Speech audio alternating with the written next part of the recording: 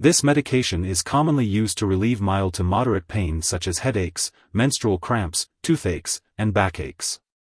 It is also used to reduce fever associated with colds, flu, and other illnesses.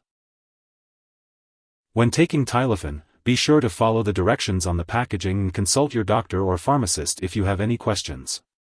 There are different brands and forms of acetaminophen available, so it's important to read the dosing instructions carefully for each product.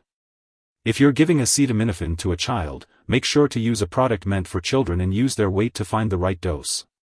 For suspensions, be sure to shake the medication well before each dose, and use the provided dose measuring tool to ensure the correct dose.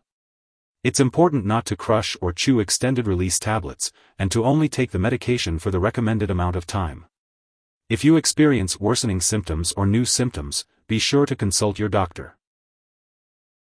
If you experience any unusual effects from taking Tylophen, be sure to contact your doctor or pharmacist right away. While most people do not experience serious side effects, it's important to seek medical help if you notice any symptoms of a serious allergic reaction, such as rash, swelling, severe dizziness, or trouble breathing. Remember that this is not a complete list of possible side effects, so be sure to contact your healthcare provider if you notice any other effects. In the US, you can report side effects to the FDA at 1-800-FDA-1088, and in Canada, you can report them to Health Canada at 1-866-234-2345. Taking too much Tylenol can cause serious liver disease, and adults should not take more than 4,000 milligrams, 4 grams, of Tylenol a day. People with liver problems and children should take less Tylenol. Do not use with any other drug containing Tylenol without asking your doctor or pharmacist first. Tylenol is in many non-prescription and prescription medications, so check the labels on all your medicines to see if they contain Tylenol. If you take too much Tylenol, get medical help right away, even if you feel well. And be sure to avoid alcohol, especially when combined with Tylenol, as it may damage your liver. Before taking Tylophen, make sure to inform your doctor or pharmacist about any allergies you have, as this product may contain ingredients that could cause allergic reactions. It's also important to discuss your medical history, especially if you have liver disease or if you regularly use or abuse alcohol. If you are diabetic, have phenylketonuria, PKU, or have any other condition that requires you to limit or avoid certain substances in your diet, be cautious when using liquid products, chewable tablets, or dissolving/effervescent tablets and powders, as they may contain sugar or aspartame. It's best to consult your doctor or pharmacist before using these products. If you are pregnant or breastfeeding, make sure to consult your doctor before using Tylophen.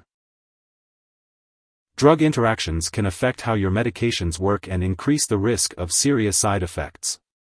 It's important to keep a list of all the products you use and share it with your doctor and pharmacist. Be sure to get approval from your doctor before starting, stopping, or changing the dosage of any medicines. Some products that may interact with Tylophen include ketoconazole and levoketoconazole.